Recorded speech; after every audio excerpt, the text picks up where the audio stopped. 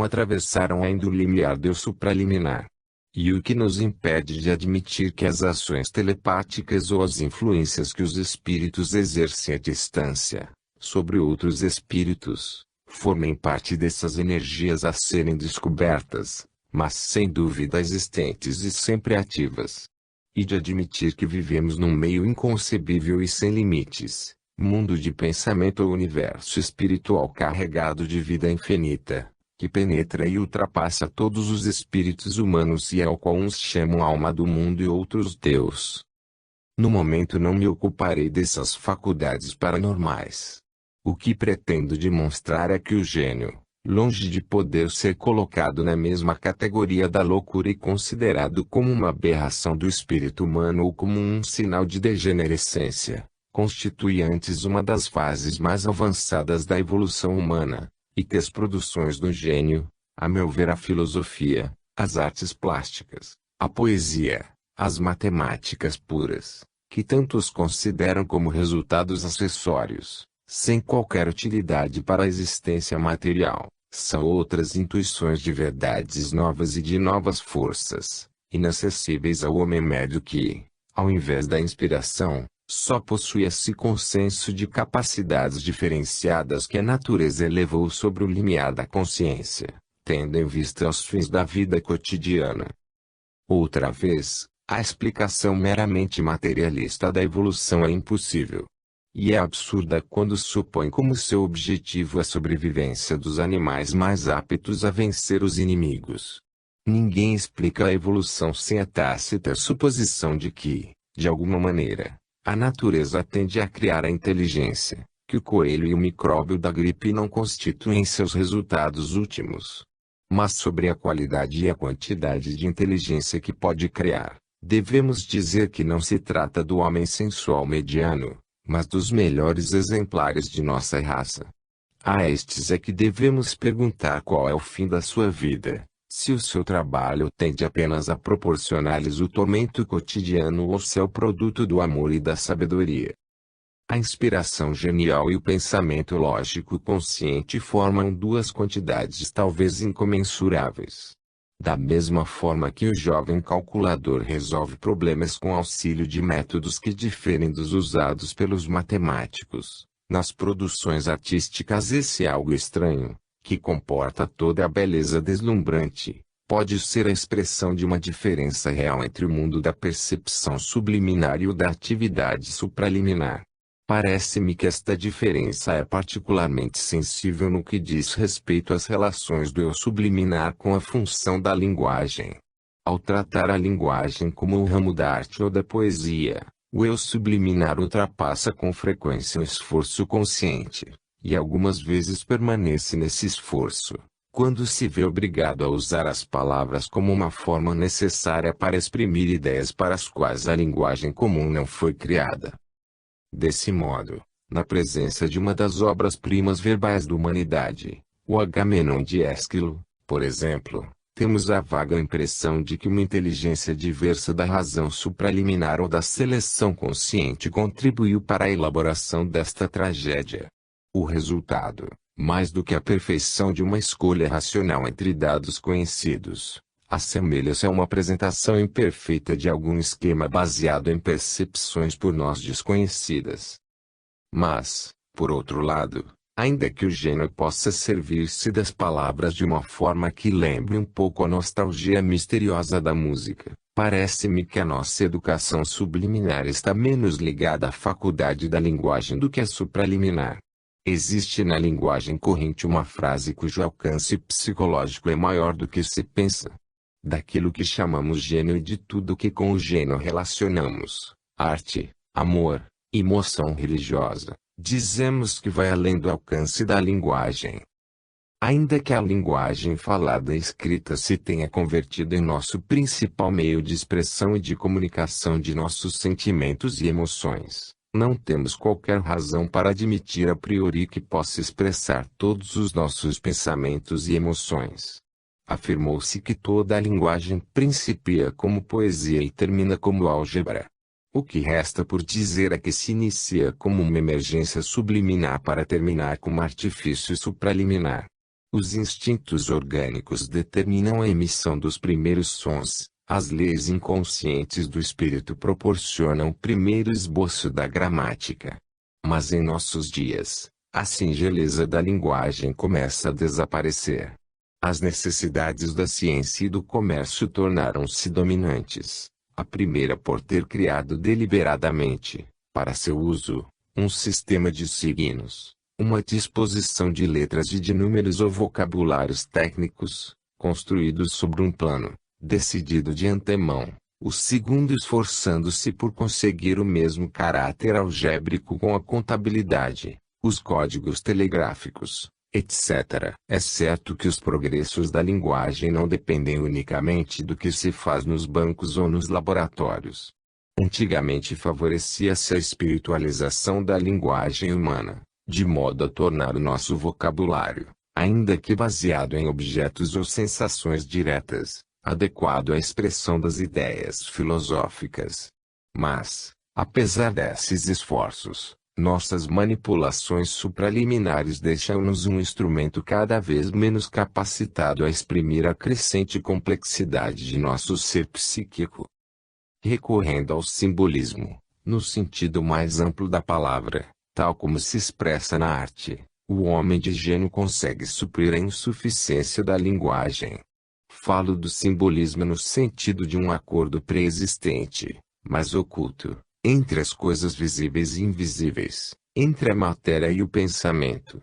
Este é a emoção, através do qual as artes plásticas, a música e a poesia, cada qual a seu modo e no domínio que lhes é próprio, fazem suas descobertas e as põem em evidência, para a felicidade e a educação humanas. Ao me valer da palavra simbolismo, estou longe, repito, de aderir às fórmulas de qualquer escola. O simbolismo de que falo nada tem em comum com o misticismo. Acredito não poder existir aí um abismo real, nenhuma divisão marcante entre as escolas realistas e idealistas.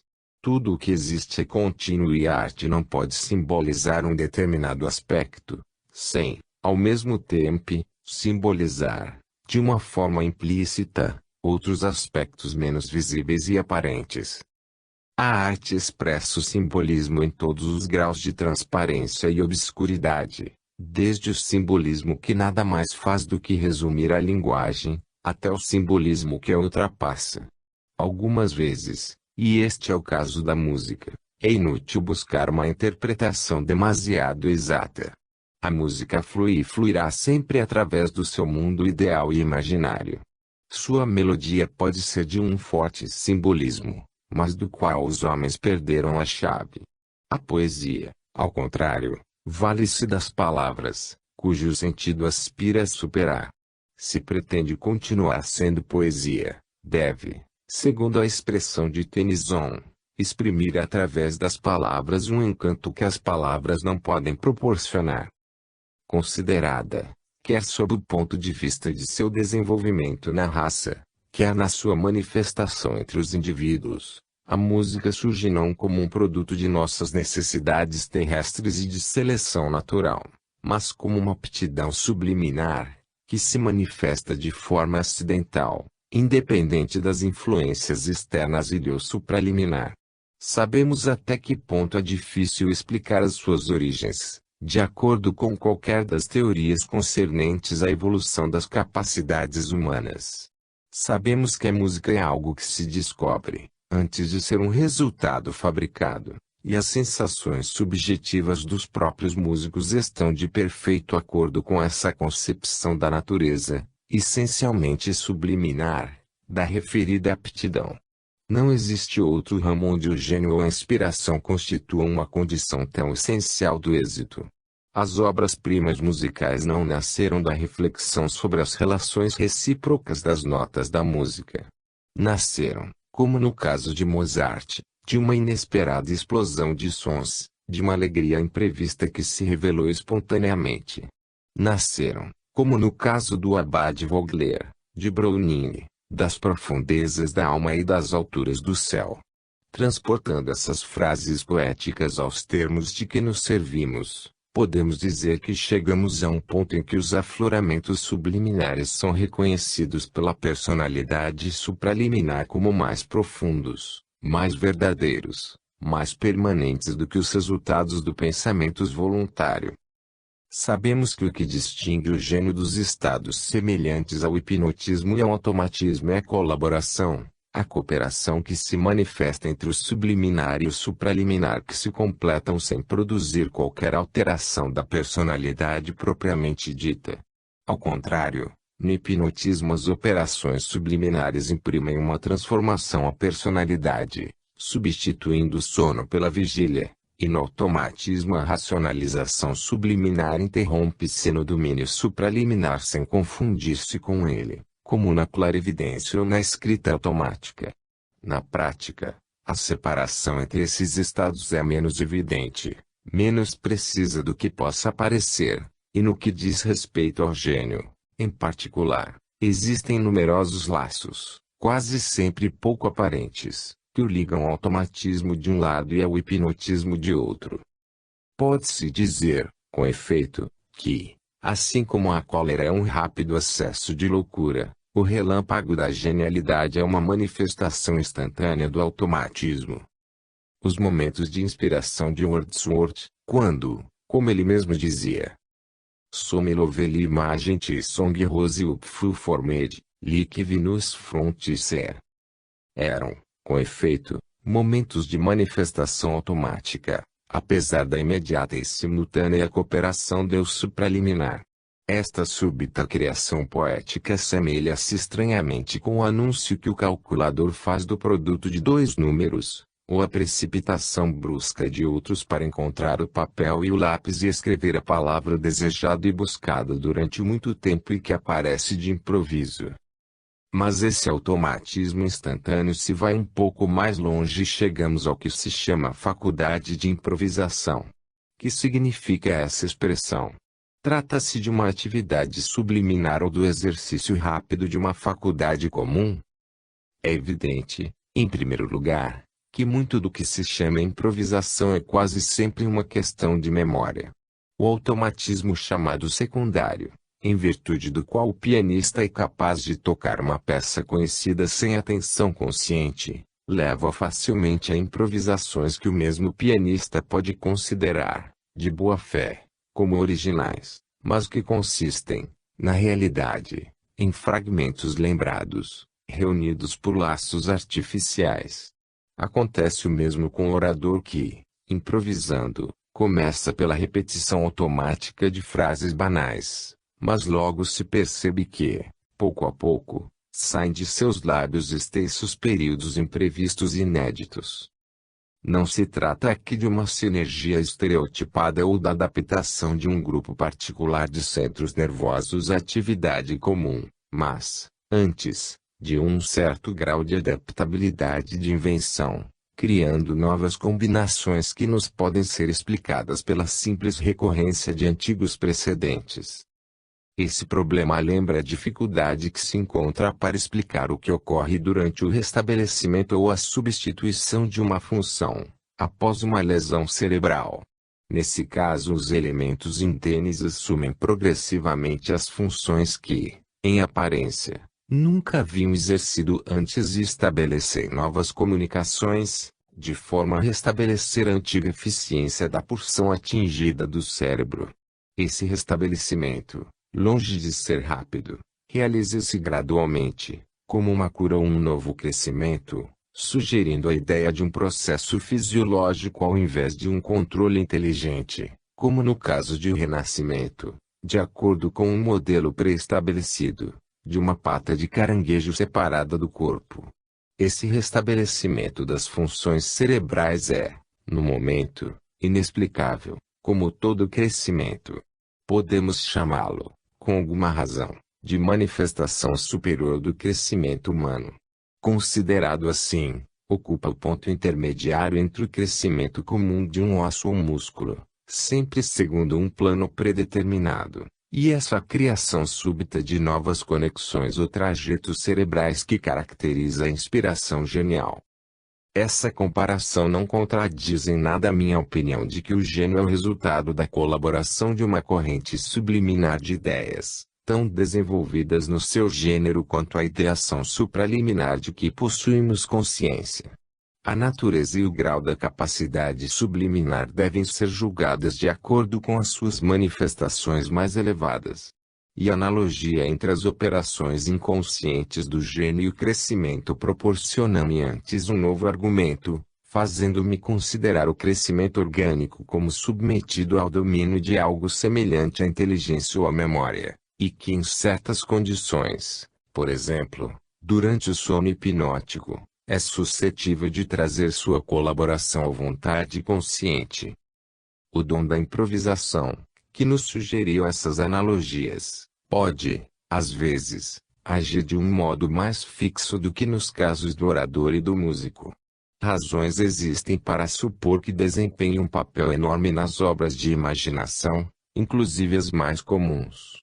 E, em primeiro lugar, a diátesis improvisatrice, se me permitem empregar essa expressão, deu lugar a uma literatura que, durante toda uma geração, foi uma das fontes mais abundantes de emoção para o pensamento europeu. Precisa-se conhecer bem a vida e os escritos de George Sand para poder discernir nas suas confissões a mentira inconsciente da verdade singela e transparente. Minha opinião é a de que, com exceção de determinados casos, em que a mentira lhe foi ditada pelo interesse de sua defesa pessoal, George Sand aparece sempre como psicóloga tão verdadeira e introspectiva como o próprio Wordsworth. As diferentes passagens de sua autobiografia, das quais uma ou duas representam, a meu ver, fatos reais, são confirmadas, ou ao menos não são refutadas, pelos testemunhos de pessoas ao corrente de seus métodos de trabalho. Consideradas como exatas, revelam um vigor e uma fecundidade extraordinários de produção literária, que se realizou num estado que se aproxima ao do sono. A vida de George Sand não esteve isenta de defeitos morais, mas os defeitos eram os de uma organização superior, não mórbida, e pertenciam, além disso, à sua vida interior. Durante os longos anos de maturidade e velhice sadia deu exemplo notável de enorme produtividade imaginativa, associada à tranquilidade interior e à placidez da meditação. O que sentia George Sand no ato de compor era uma contínua corrente de ideias que não lhe exigia esforço algum, com ou sem exteriorização aparente dos personagens que fazia figurar nas suas novelas. Em outro autor, tão sádio e quase tão produtivo como George Sand, encontramo-nos com um fenômeno que, num espírito menos robusto e ativo poder-se-ia considerar índice de loucura. Lendo as alusões que, nas suas cartas, Dickens faz aparente independência dos seus heróis, e comparando essas alusões aos fatos por nós conhecidos, sente-se tentado a considerá-las mistificações. M.R.S. Gump, sua criação mais importante, falava-lhe, segundo ela própria dizia, geralmente na igreja, com voz semelhante à de um aviso interior. Cruel, distinto dramaturgo francês, narrava a Binet que suas personagens, após um penoso período de incubação, tomavam uma existência independente e mantinham conversas independentes da sua vontade e da sua atenção de escritor. O processo de invenção continuava, dessa forma, sem qualquer fadiga consciente de sua parte. Isso nos faz pensar em certos atos realizados sob a sugestão hipnótica, sem qualquer sensação de esforço. Curel é um dramaturgo engenhoso e refinado, ainda que não muito popular. Sua obra é do gênero suficientemente elevado para dar um real interesse à análise minuciosa e séria que faz do seu método, ou melhor, de suas experiências durante o trabalho. Principia por abordar seu tema de modo comum e até mesmo com mais dificuldade e apreensão do que se observa em outros escritores. O seguir, sente que determinado número de semi-personalidades surge nele e falam do mesmo modo que a M.R.S. Gump falava a Dickens, na igreja. Essas personagens não são totalmente visíveis, mas movem-se ao redor dele, num cenário de casa ou jardim, que ele percebe também de uma forma vaga, como se percebe uma cena que nos surge em sonhos. A partir desse momento já não compõe ou cria, nada mais faz do que a revisão literária. As personagens falam e agem por si mesmas, e quando o interrompem, durante seu trabalho ou durante a noite, quando dorme, a peça desenvolve-se sozinha em seu cérebro. Quando se distrai e não pensa mais na obra, ouve às vezes as frases que são partes de cenas, das quais ainda não se ocupou. É que a elaboração subliminar da peça foi além do ponto em que se detiver o trabalho supraliminar. Curel vê nessas pequenas transformações da personalidade uma espécie de brotos, de excrescências da personalidade primitiva, que esta última absorve novamente, aos poucos, ainda que mantendo penosa luta, logo que termina o drama. Trata-se de algo semelhante às ideias fixas que são resultado da autossugestão. O mesmo poder de cristalização ao redor de um núcleo apresentado, que no histérico tem como resultado a formação de ideia obsessiva, produz, quando submetida ao domínio supraliminar bem dirigido, a criação de personagens vivos numa obra. Tentamos mostrar que o gênio representa, não só uma cristalização de ideias já existentes, ainda que em forma estável, na inteligência supraliminar, mas também uma corrente de ideação independente, embora paralela, relacionada com aqueles conteúdos cujo conhecimento é acessível à inteligência normal, mas que as apreende com extrema rapidez e facilidade. Levemos mais longe nossa investigação e perguntemo-nos, no que chamamos gênio entre o conhecimento de coisas inacessíveis à inteligência normal, um conhecimento, por assim dizer, paranormal que não se adquire por comportamentos comuns. Pareceria que, no que diz respeito à apreciação daquilo que chamaria o conteúdo vago e paranormal dos momentos de inspiração, só podemos examinar um restrito grupo de homens de gênio. Se existem gênios capazes de se lançarem num mundo espiritual inacessível ao comum dos mortais, ninguém deveria estar tão capacitado como o filósofo e o poeta. Mas, inclusive nos limites desse grupo tão restrito, nossa escolha é deveras limitada. Poucos filósofos foram homens de gênio, no sentido por nós empregado nesta obra, e poucos poetas falaram com a sinceridade e solenidade suficientes, para que seus depoimentos possam ser citados como argumentos válidos. Esses depoimentos, caso existam, devem ser buscados, mais do que na poesia épica e dramática, nas obras dos poetas do tipo essencialmente subjetivo. Não vamos compilar uma antologia de passagens relacionadas com o tema que nos interessa. A análise de um único poeta, mesmo de um só poema, serve para o fim que nos propomos atingir. Qualquer que seja o posto que se dê ao Wordsworth na arte da linguagem, é impossível negar-lhe a vivacidade vetusta de poeta introspectivo. O prelúdio ou o desenvolvimento do espírito de um poeta foi considerado por alguns críticos como um poema egoísta e cansativo. Mas, qualquer que seja a qualidade do gozo poético que procure, seu valor como documento humano é ímpar, do ponto de vista que nos interessa. Encontraremos, com efeito, passagens introspectivas de enorme interesse e beleza em Goethe, Browning e especialmente em Tennyson. Mas nenhum, nem mesmo Goethe, apreciou suas próprias faculdades, com tanta seriedade e em profundidade, como Wordsworth. O prelúdio constitui uma tentativa consciente, pertinaz, de narrar a verdade, sobre as emoções e intuições que diferenciam o poeta do homem comum. E é necessário acrescentar, e este é um juízo estabelecido por cima e à margem das flutuações da crítica vulgar, que Wordsworth tinha total direito de considerar-se como uma espécie de poeta tipo. Frio ou entusiasta, ocupa uma posição acima de qualquer discussão.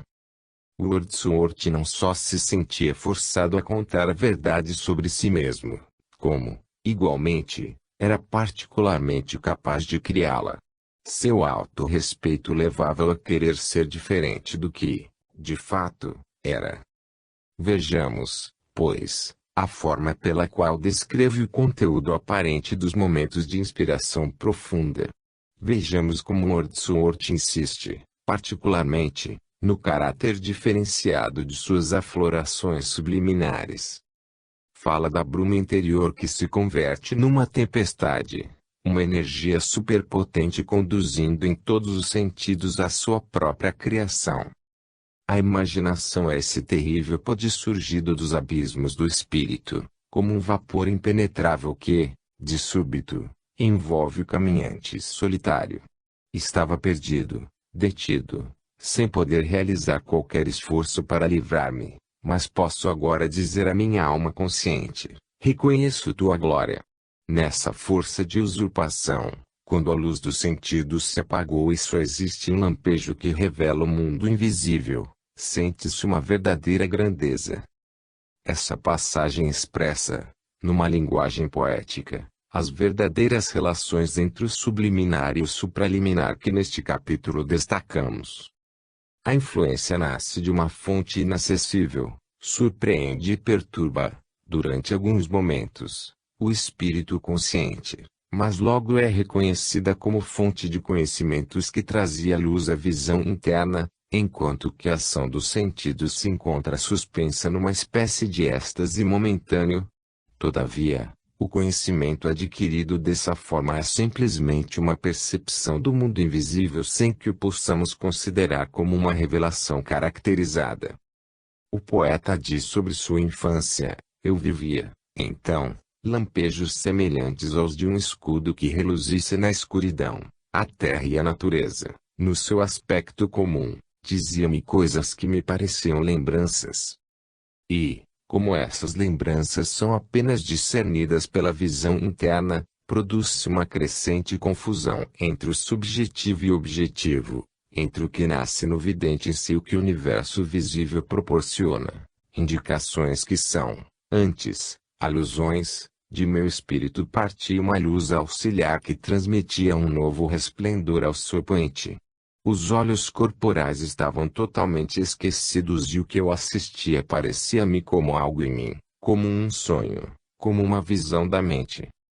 Assim, insiste Wordsworth em outra passagem, ocorre com os espíritos apoiados no conhecimento de um poder transcendente, vivem num mundo de vida, desligados das impressões sensíveis, contudo, sob o império de impulsos vitais que os tornam aptos a entabular conversas com o mundo espiritual.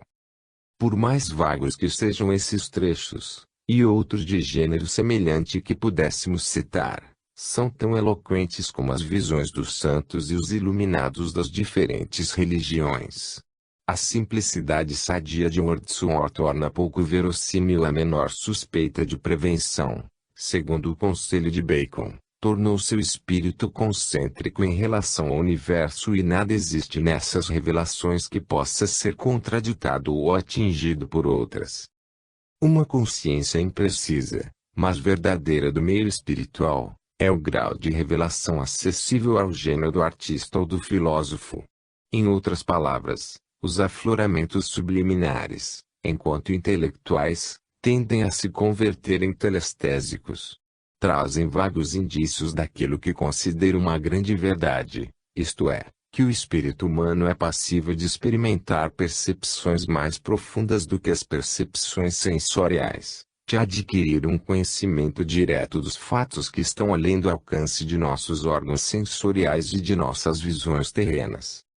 Mas, a telestesia não é só uma lei espiritual, nem a atividade subliminar, uma atividade meramente intelectual. Por cima e à margem da capacidade inata de percepção dos fenômenos universais, existe entre os próprios espíritos um vínculo universal que, nas suas manifestações terrestres e inferiores, se chama telepatia. Nossa capacidade oculta, a atividade subliminar do gênio, pode se estender tanto nessa direção como na da telestesia. O conteúdo emocional dessa atividade é ainda mais importante e profundo do que seu conteúdo intelectual, assim como o amor e a religião são mais profundos e importantes do que a ciência e a arte. Essa primitiva paixão, repito, que une a vida com a vida, que nos une quer com a vida próxima e visível, quer com uma vida imaginária e invisível. Essa paixão não constitui um impulso meramente orgânico e terrestre, antes forma o aspecto interno da lei telepática. Existe, pois, entre o amor e a religião um vínculo de continuidade. São as diversas fases de uma gravitação universal e mútua das almas. A carne separa ao invés de unir, ainda que nesta separação surgira a ideia da união que é capaz de realizar. Não se trata de uma emoção corpórea, nem unicamente humana. O amor é a força de integração que realiza um cosmos de uma enorme quantidade de coisas. Esse é o conceito platônico do amor que se confunde quase com a religião, quando ela exprime a nossa atitude emocional e moral com relação à vida invisível. Para o amante platônico, a imagem do ser amado, independentemente da consciência e da imaginação, converte-se num impulso permanente e instintivo para os pensamentos e atos nobres. Assim é, para um São Francisco e para uma Santa Teresa, a imagem da divindade que adoram, e se pretendem, às vezes, nos momentos de crise, sentir um domínio, uma orientação, e ter uma communicatio idiomatum com o divino. Podemos dar fé aos seus depoimentos mais humildes, contudo mais tangíveis e evidentes, dos quais resulta que uma intercomunicação telepática e influências impalpáveis que se efetuam à distância existem entre as almas ainda encarnadas e as que deixaram seu invólucro carnal. O tipo psíquico ao qual temos dado o nome de gênio pode assim ser reconhecido em qualquer região do pensamento e da emoção. Em cada direção, nosso eu cotidiano pode ser mais ou menos afetado pelos impulsos subliminares. Quem não apresenta essa permeabilidade, senão em ligeiro grau, agindo de acordo com as considerações supraliminares, concordes aos raciocínios, segundo ele, mas não de acordo com os impulsos, vive seguro de si, dentro de sua prudente mediocridade. Não utiliza mais do que uma parte da natureza humana que foi exercitada e preparada de há muito para os trabalhos deste mundo. Aquele, ao contrário, cuja permeabilidade aos impulsos subliminares é maior, torna-se capaz de abarcar um número maior de possibilidades e segue na vida um caminho menos estável. Quais são as condições que favorecem o aparecimento do gênio, que fazem que uns sejam permeáveis mais do que outros aos impulsos subliminares? Das 3 hipóteses que procuram explicar o mistério das variações individuais, da aparição de qualidades e propriedades novas, as hipóteses lamarckiana, darwiniana e a teoria das reminiscências de Platão, esta última parece-me a mais verdadeira, sob a condição de baseá-la em dados científicos estabelecidos em nossos dias. Acredito, especialmente, que deve ter existido no protoplasma, base primitiva de toda a vida orgânica, uma força virtual de adaptação à manifestação de todas as faculdades que se desenvolveram na vida orgânica. Considero também que se produzem em cada instante variações que nem sempre é possível prever e que se manifestam pela acidental aparição entre os descendentes de capacidades que não se encontravam nos ascendentes. Mas afasto-me da opinião geralmente creditada, ao não considerar que essas capacidades se manifestam pela primeira vez graças à feliz combinação de elementos hereditários.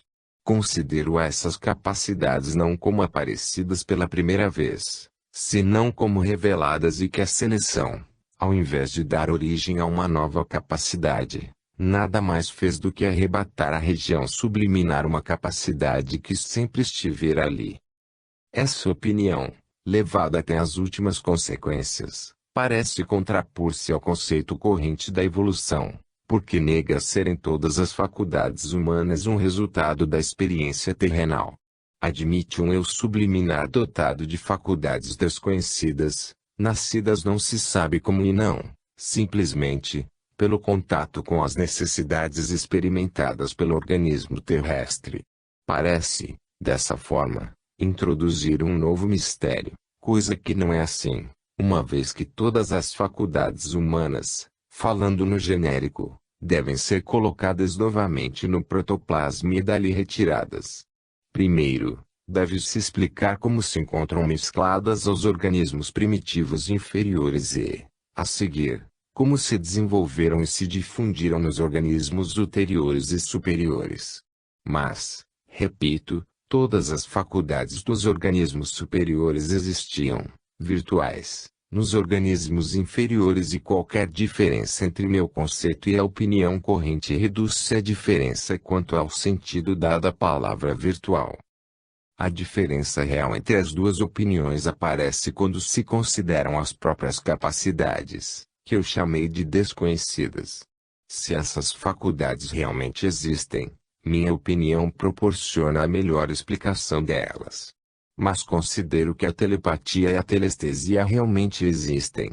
A telepatia como comunicação entre os espíritos encarnados, ou entre os espíritos encarnados, de um lado, e os desprovidos de invólucro carnal, de outro. A telestesia, como conhecimento das coisas que se situam além dos limites de nossa percepção comum e que proporciona, talvez, um vislumbre de mundo diverso do terrestre.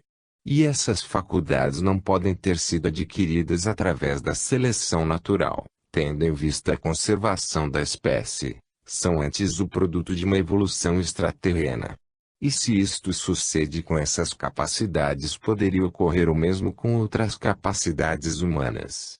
As formas especializadas da percepção não constituem, pois, novidades reais no universo, senão adaptações imperfeitas do protoplasma à manifestação de capacidades perceptivas gerais que ali estavam incluídas.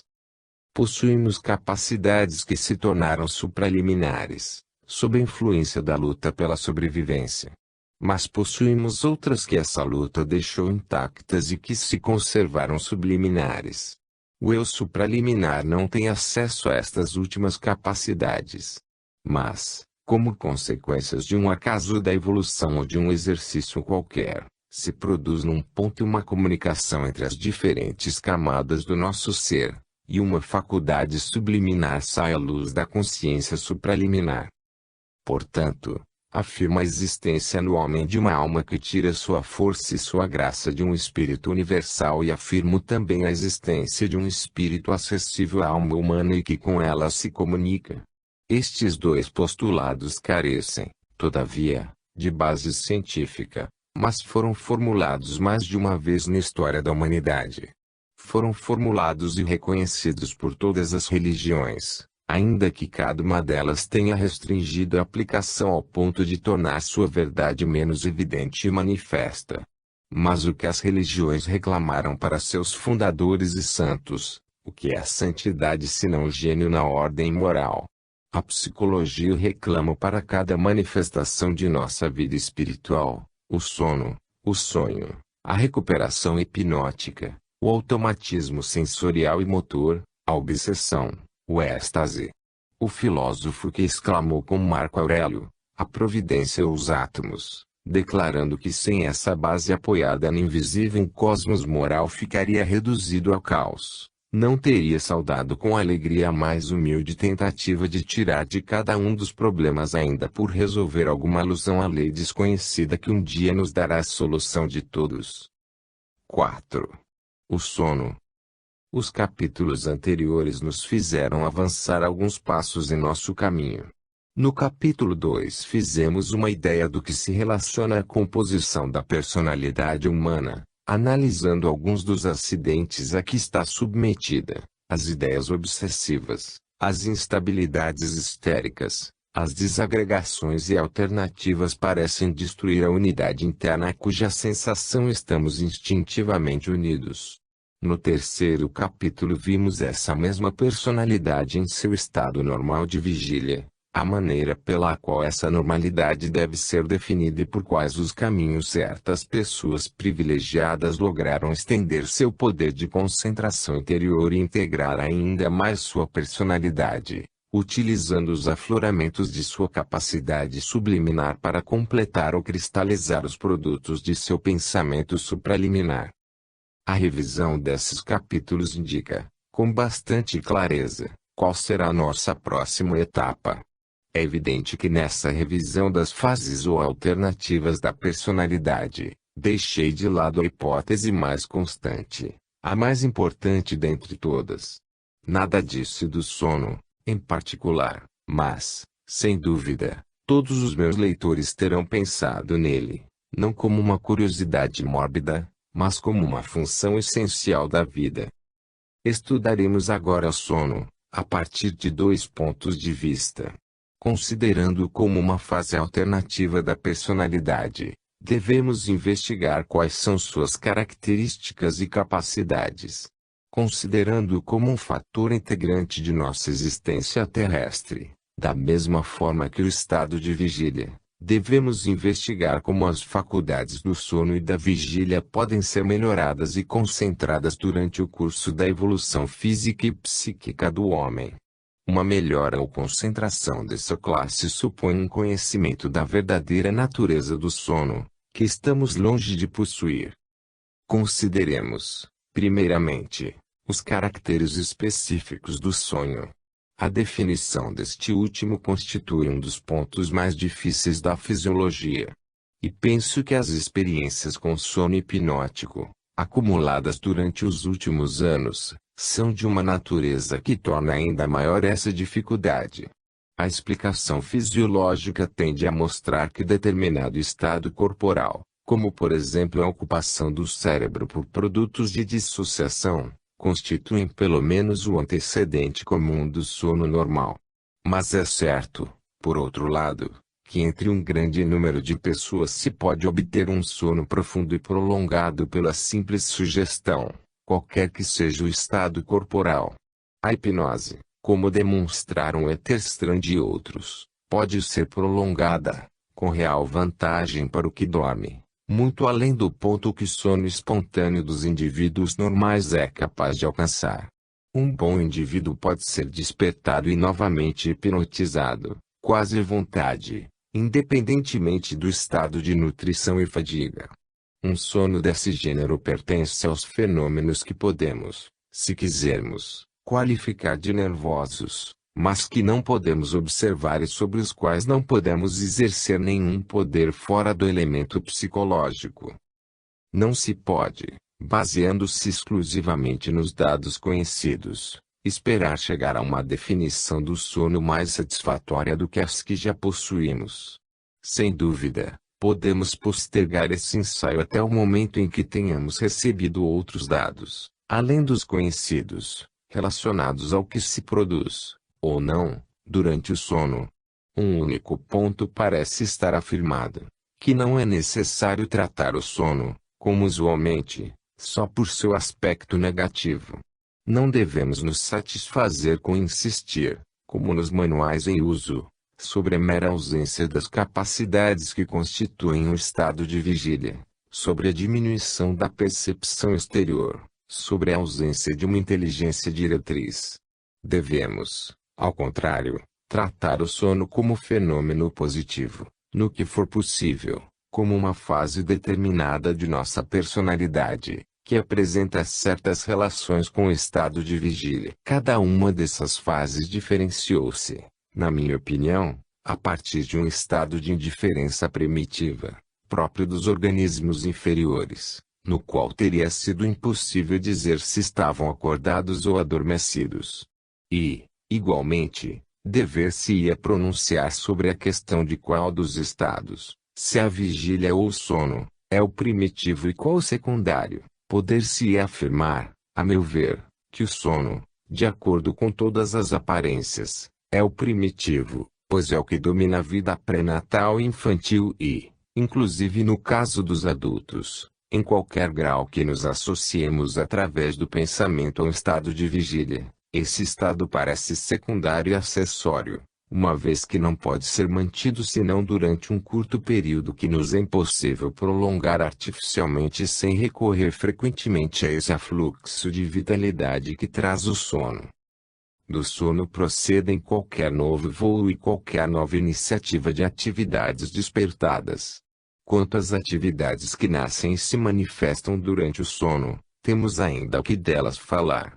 Abordando o exame da faculdade característica do sono, devemos iniciar pela parte vermelha do espectro de nossa consciência, que representa o poder mais profundo que um esforço, no estado de vigília, seja capaz de exercer sobre o nosso organismo físico.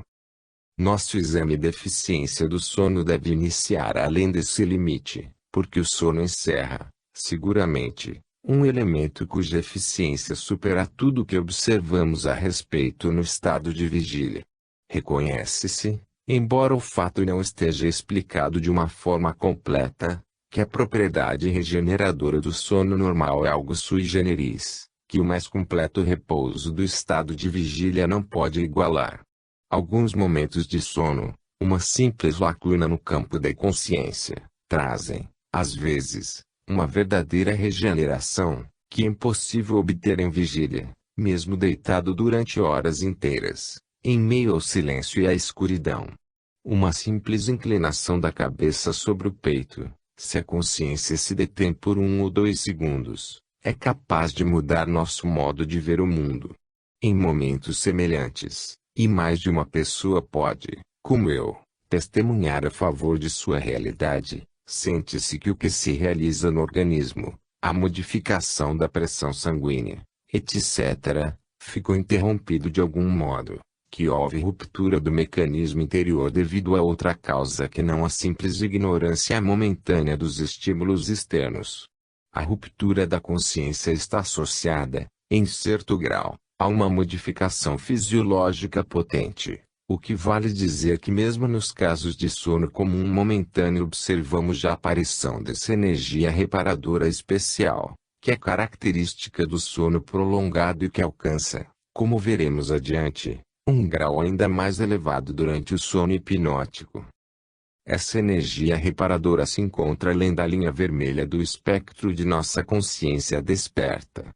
Nessa região obscura enxergamos somente um crescimento de potência e de domínio sobre as funções fundamentais da vida corporal. Mas, se passamos além dos limites do espectro da consciência desperta, quando chegamos ao domínio dos músculos voluntários ou à capacidade sensorial, percebemos que nossa comparação entre o sono e a vigília torna-se bem menos simples. De um lado, constatamos uma lacuna geral e a ausência de qualquer controle sobre o domínio das energias despertas, ou melhor, como no sono parcial, uma simples paródia fantástica dessas energias num sono incoerente. Por outro lado, constatamos que o sono é capaz de estranhos desenvolvimentos e que a noite pode, às vezes, superar subitamente as operações mais complexas do dia. Tomemos, primeiramente, o controle sobre os músculos voluntários. No sono comum, esse controle não existe nem é desejado. No pesadelo, a perda desse controle está exagerada de uma forma quase histérica e dá lugar a um imenso terror, enquanto que no sonambulismo, espécie de personalidade desenvolvida o que dorme, como mais tarde veremos, atravessa os caminhos mais perigosos com passo firme. De modo geral, o sonambulismo mórbido é, com relação ao sono normal, o que a histeria é com relação à vida normal. Mas entre o sonâmbulo sádio e a vítima de um pesadelo constatamos, de outro ponto de vista, uma diferença que lembra que existe entre o homem de gênio e o histérico. Como o homem de gênio, o sonâmbulo coloca em jogo recursos inacessíveis ao homem comum e ao estado normal. Por outro lado, da mesma forma que entre alguns histéricos certos movimentos comuns caem sob o controle da vontade, da mesma forma o sonhador que deseja vagamente mover uma perna entumecida é, com frequência, incapaz de dirigir uma corrente de energia motriz suficiente para efetuar a mudança de posição desejada. Essa incapacidade angustiante de movimento que sentimos no sonho quando o que foge é incapaz de fugir e o que persegue incapaz de perseguir, essa sensação que Virgílio e Homero tomaram como o tipo de extravio paralisante, constitui precisamente a bulia dos histéricos, esse estado em que um homem leva meia hora para colocar o chapéu, enquanto que uma mulher passa uma tarde inteira contemplando seu bordado sem ser capaz de dar um único ponto. Mas o termo sonambulismo é demasiado vago e indefinido para nossa presente discussão. Somente através da comparação com o hipnotismo, no capítulo seguinte, chegaremos a um conceito um pouco mais claro a respeito dos estados de semivigília. Consideremos a capacidade sensorial encefálica, a capacidade da vida espiritual, tal como se manifesta no sono ou no sonho. Aqui encontramos a mesma que preside a capacidade motriz, isto é, que de maneira geral a capacidade sensorial está obscurecida e inibida pelo sono, mas também existem indícios de um poder persistente, com a mesma vivacidade anterior e, às vezes, mesmo com uma acuidade mais evidente. À primeira vista, parece paradoxo falar de hiperestesia durante o estado de sonolência, de sensação viva num estado descrito geralmente como caracterizado por um toldar ou extinguir progressivo dos sentidos. E, naturalmente, na produção de imagens interiores, mais do que nas percepções de imagens exteriores, se manifestará a atividade durante o sono. Existe um fenômeno que, apesar de sua frequência relativa e de sua evidência, passou, até agora, inadvertido à ciência, nisto semelhante a tantos outros fenômenos humanos que apresentam um interesse mais científico do que terapêutico. Baillarger, na França, e Gresinger, na Alemanha, foram os primeiros, por volta de 1895, a chamar a atenção sobre as imagens vivas que surgem diante da visão interna de determinadas pessoas, entre o sono e a vigília. André Maury, o conhecido helenista, deu, alguns anos mais tarde, a essas imagens o nome de ilusões hipnagógicas e publicou uma série notável de observações sobre si mesmo. Galton faz referência a elas, na sua obra Inquiry into My Faculty, e se encontrarão vários casos desse gênero no Proceedings of TSPR.41 pags. 390-473, etc.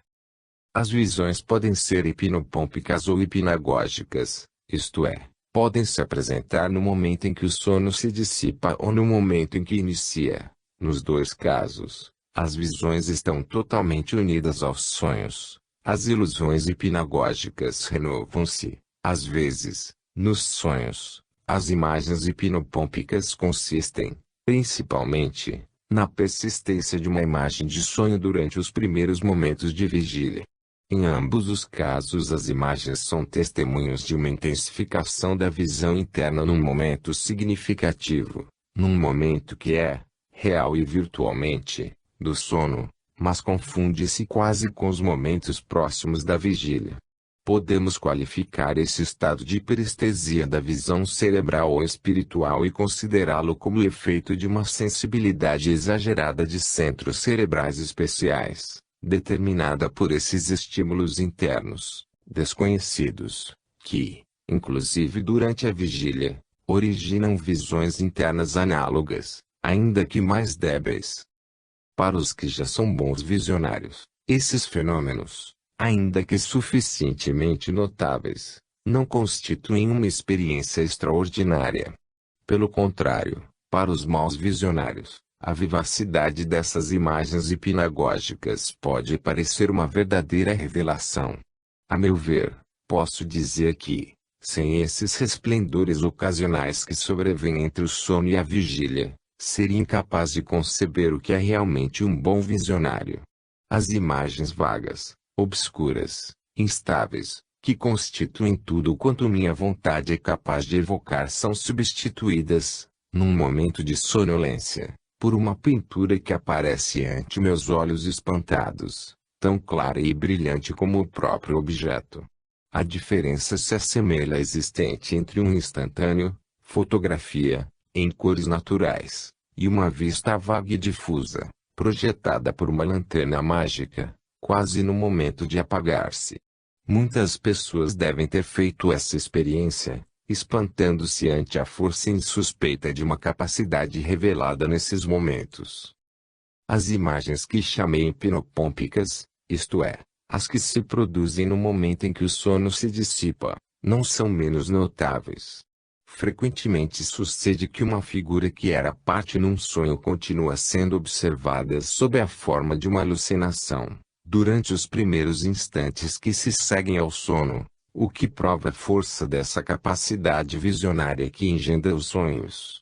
A produção de uma figura alucinatória constitui, provavelmente, independentemente da utilidade ou inutilidade dessa produção, o ponto mais elevado que a capacidade visionária do homem é capaz de alcançar, e é notável que na maioria das pessoas esse ponto só seja alcançado durante o sono. Às vezes essa persistência da alucinação pode ser considerada como uma pós-imagem e outras vezes como resultado de uma sugestão inspirada pelo sono. Nesses casos hipnopômpicos, o visionário parece nascer durante o sono. Nos casos hipnagógicos pertence a uma fase intermediária. O grau de acuidade de todos os sentidos no sonho forma um objeto de observação direta e, inclusive, nas pessoas capazes de dominar seus sonhos, de experiência direta. Descrevi, por outro lado, alguns dos esforços que, pessoalmente, fiz para dar-me conta da potência de visualização do sonho, e devo dizer que o resultado foi que esse poder não era superior ao poder de que sou capaz no estado de vigília mais comum. Alguns correspondentes acusam, sem dúvida, um considerável acréscimo do poder sensorial, quando sonham. Um caso notável é o sonho tido pela senhora W.C. Verhal, de Cambridge, e minuciosamente anotado, desde o início apresenta uma identificação de todos os sentidos. A senhora Verhal nada mais tem do que rudimentares percepções musicais e, quando lhe disseram no seu sonho que aquelas percepções iriam ficar excitadas, não experimentou de início senão um prazer medíocre. Sem dúvida, a sensação surgiu como algo totalmente novo, como uma verdadeira harmonia que até então só ouvira sob a forma de ecos, no ritmo de um verso ou no suspirar do vento entre os pinheirais. Meu ouvido achou-se purificado, menos, talvez, devido à realização de um desejo, que graças à criação de um desejo que, nem bem nascera, alcançou a plenitude do gozo. Outros falam do acréscimo de vivacidade das concepções dramáticas, ou do que, entre os sujeitos hipnóticos, foi chamado de objetivação dos tipos. Em cada um desses sonhos, escreve uma mulher, eu era homem, num deles, era um ser brutal e covarde e no outro um dipsomaníaco. Nunca, antes dessas experiências, tivera a menor noção quanto à maneira de sentir e pensar das pessoas dessa espécie. Outro correspondente fala de dois sonhos, sem relação um com o outro, tidos simultaneamente, um sonho emocional e outro geométrico, e da sensação de confusão e fadiga que depois experimentou. O capítulo dos sonhos, da novela de R. L. Stevenson, Acrostic Lines, comporta a descrição de experiências sobre os sonhos que pertencem às mais bem relatadas que conhecemos. Com auxílio da autossugestão, antes do sono, Stevenson era capaz de produzir, durante o sonho, imagens cuja clareza e intensidade eram suficientes para proporcionar-lhe os temas de suas melhores novelas. Seu relato escrito com admirável sagacidade psicológica deve ser lido por todos os que se ocupam dessa questão. Menciono esses conhecidíssimos fenômenos, sob um ponto de vista novo, para mostrar particularmente que as percepções sensoriais internas ou a capacidade imaginativa do sonho podem deixar para trás o que se observa sobre isso no estado de vigília, da mesma forma que a força reparadora do sono supera a vis medicatrix de nossas horas de vigília. Passo a fenômenos menos frequentes que nos mostram, ao mesmo tempo, a intensidade de imaginação durante o sonho e o vestígio duradouro que os produtos dessa imaginação imprimem ao organismo desperto, uma autossugestão involuntária que podemos comparar à autossugestão voluntária de Stevenson. O resultado constante de um sonho é frequentemente de tal gênero que nos mostra claramente que o sonho não é o efeito de uma mera confusão das experiências despertas da vida pregressa, mas que possui um inexplicável poder que lhe é próprio e que extrai, como no caso da sugestão hipnótica, das profundezas de nossa existência, o que a vida de vigília é incapaz de alcançar. Dois grupos de casos dessa espécie são suficientemente manifestos para poderem ser facilmente reconhecidos, particularmente o caso em que o sonho deu lugar a uma conversão, ou a uma transformação religiosa notável. É o caso em que o sonho foi o ponto de partida de uma ideia obsessiva, ou de um acesso real de loucura. 42 Os sonhos que convertem.